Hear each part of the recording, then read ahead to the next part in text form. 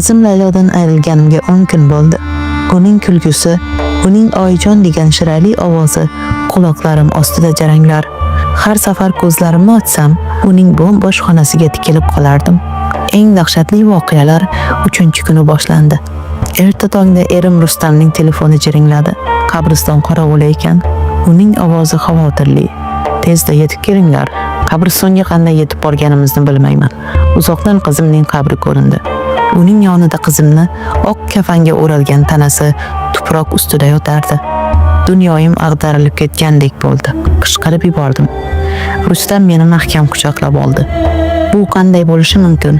Kim bunday razillikka boradi? Biz uni qayta dafn qildik. Go'rkov, past bo'yli, ozg'in, Qodir ismli chol edi. U bizga taskin berishga urindi. Balki hayvonlar kavlab ketishgandir qizim.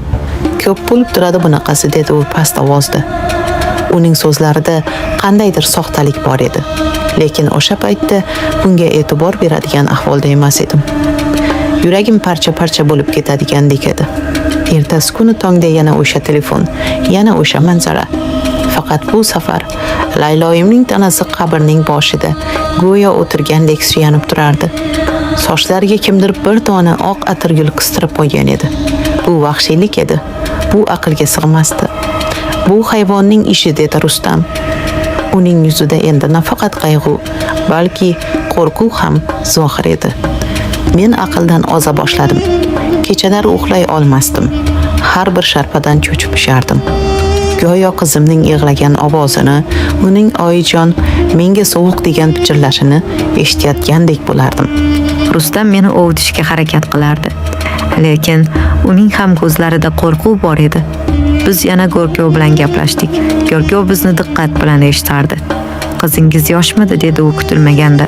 Bu savol meni seskantirib yubordi. Ha, dedim zo'rg'a. U hali yosh edi. Ha, albatta, yosh edi, deya pichirladi va u ko'zlarini olib qochdi.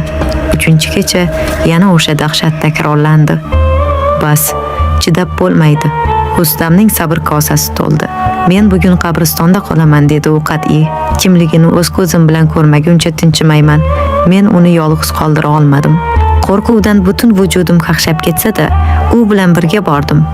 Biz yaqinroqda berkinib oldik. Tun cho'kdi. Qabristonda sukunat yopirildi. Shamolning uvullashi go'yo minglab o'liklarning nidosidek eshitilardi. Har bir soniya azobli edi. Men titray boshladim. Yarim tunda oy nurida qabriston yo'lagida bir odam paydo bo'ldi. U Layloyimning qabri tomon kelardi. Yuragim to'xtab qolay dedi.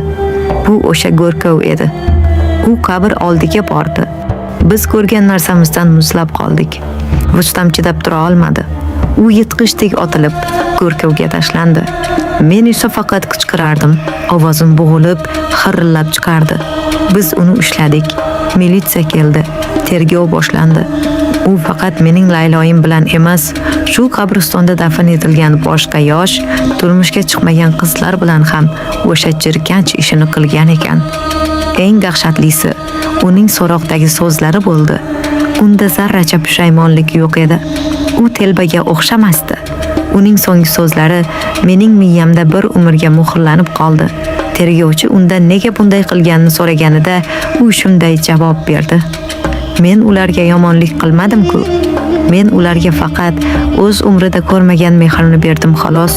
Bu so'zlarni eshitib, men hushimdan ketdim. O'shandan beri hayotim do'zaxga aylandi.